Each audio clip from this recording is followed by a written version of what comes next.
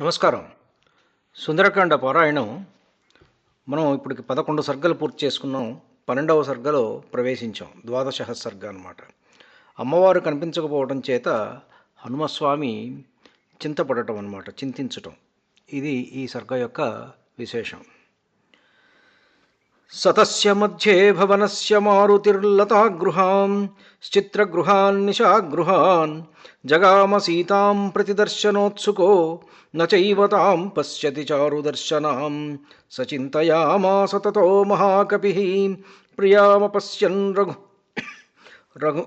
రఘునందనస్య తాం ధ్రువం హి సీతాం మ్రియతే యథా నమే విచిన్వతో దర్శనమేతి మైథిలీ సా రాక్షసానాం ప్రవరేణ జానకీ స్వశీల సంరక్షణ తత్పరా సతీ అనేన నూనం ప్రతిదుష్టకర్మణా హతా భవేదార్యపథే పరే స్థితా విరూపరూపా వికృతా వివర్చసో మహాననాదీర్ఘ విరూపదర్శనా సమీక్షసా రాక్షసరాజయోషితో భయాద్వినష్టా జనకేశ్వరాత్మజా.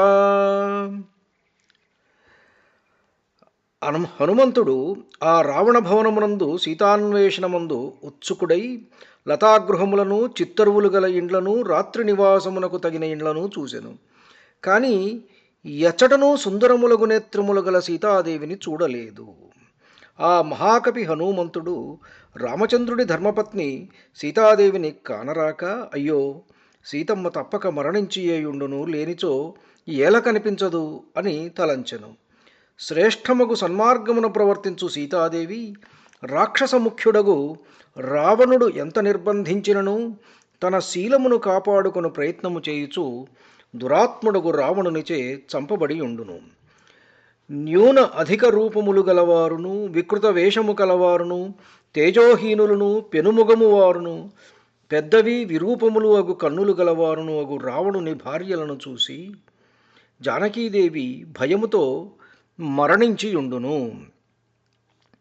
సీతామ దృష్ట్వా హ్యనవాప్య పౌరుషం విహృత్య కాలం సహ వానరైశ్చిరం నమే అస్తి సుగ్రీవ సమీపగా గతిః సుతీక్ష్ణదండో బలవాంశ్చ వానరః దృష్టమంతః పురం సర్వం దృష్టా రావణయోషితః న సీతా దృశ్యతే సాధ్వీ వృధా జాతో మమ శ్రమః కిన్ను మాం వానరాः సర్వే గతం వక్ష్యంతి సంగతాః గత్వా తత్ర త్వయా వీర కిం కృతం తద్వదస్య నః. సీతాదేవిని కానక శత్రువులపై పరాక్రమము చూపక చాలతడువు వానరులతో గడిపిన నాకు మా రాజగు సుగ్రీవుని చెంతకు పోవుటకు వీలు కాదు. ఆయన బలవంతుడు, తీవ్రదండన విధించువాడును అగుటే ఇందులకు కారణము. అంతఃపురమంతయు వెదకి తిని, రావణ స్త్రీలను చూసి తిని, పతివ్రతయగు సీతాదేవి కనపడలేదు. నా శ్రమ అంతయు విఫలమైనది. సీతాదేవిని చూడకయే నేను కిష్కింధ చేరుదునేని నన్ను వానరులు కలుసుకొని, వీరుడా నీవు లంకకేగి చేసినదేమో తెలుపుము అని అడుగరా. అదృష్ట్వా కిం ప్రవక్ష్యామి తామహం జనకాత్మజాం ధ్రువం ప్రాయముపైష్యంతి కాలస్య వ్యతివర్తనే కిం వా వక్ష్యతి వృద్ధశ్చ జాంబవానంగదశ్చ సహ గతం పారం సముద్రస్య వానరాశ్చ సమాగతాః అనిర్వేదః శ్రియో మూలం అనిర్వేదః పరం సుఖం అనిర్వేదో హి సతతం సర్వార్థేషు ప్రవర్తకః కరోతి సఫలం జంతో కర్మ యత్తత్కరోతి సహ తస్మాత్ అనిర్వేద కృతం యత్నం చేష్టే అహముత్తమం. సీతాదేవిని చూడని నేను ఏమని చెప్పుదును? కాలాతీతమగుచో వానరులు ప్రాయోపవేశము చేయుదురు.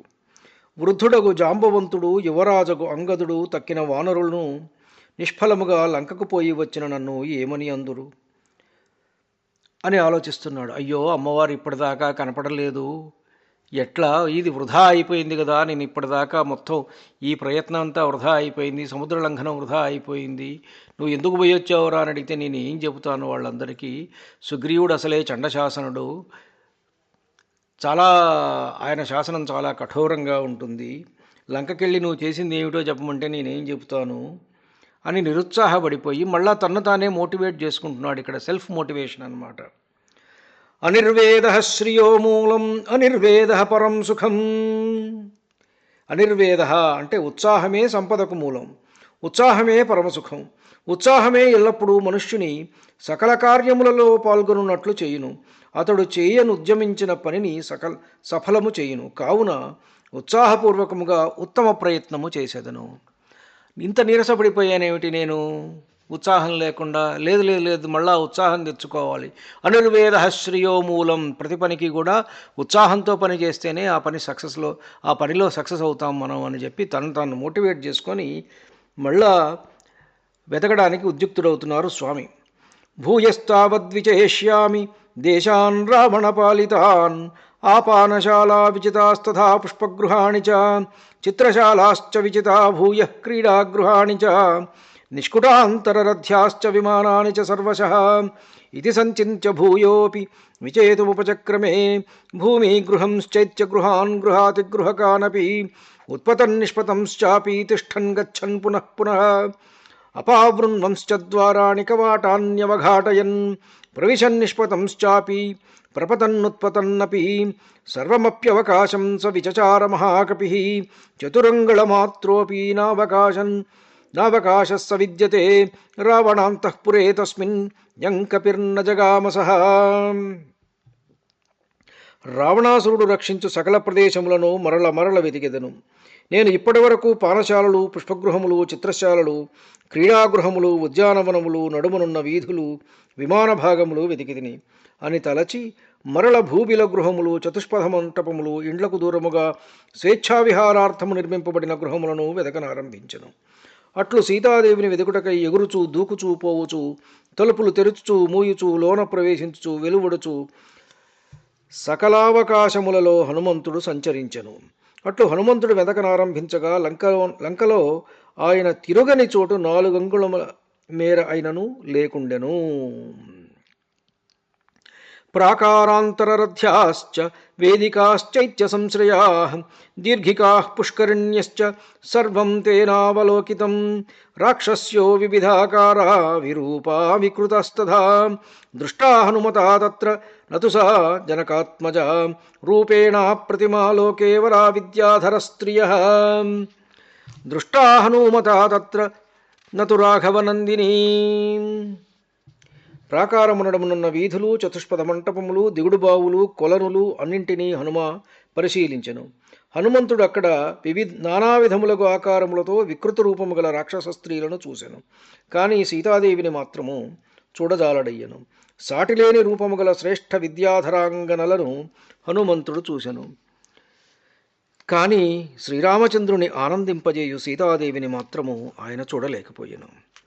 నాగకన్యావరారోహాః పూర్ణచంద్రనిభాననాః దృష్టా హనుమతా తత్ర నతు సీతాసు మధ్యమా ప్రమధ్య రాక్షసేంద్రేణ నాగకన్యా బలాద్ధృతాః దృష్టా హనుమతా తత్ర న సా జనకనందినీ సోపశ్యంస్తాం మహాబాహుః పశ్యంశ్చాన్యావరస్త్రియః విషసాదముహుర్ధీమాన్ హనుమాన్ మారుతాత్మజః ఉద్యోగం వనరేంద్రాణాం ప్లవనం సాగరస్య చ వ్యర్థం వీక్షానిలసుతశ్చింతాం పునరుపాగమత్ అవతీర్య విమానాచ్చ హనుమాన్ మారుతాత్మజః చింతాముపజగామాథ శోకోపహతచేతనః.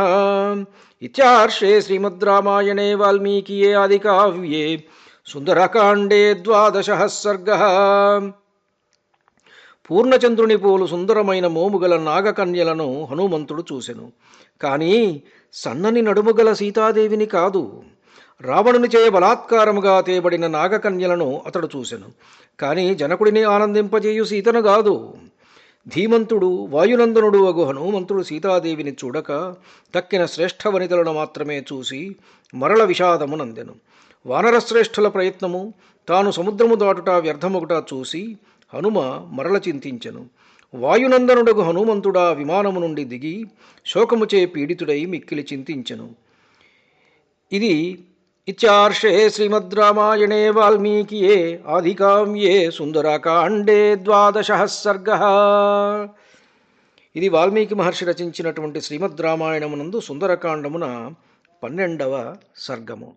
ధన్యుడిని. నమస్కారం. మీ ఊటుకూరు జానకి రామారావు.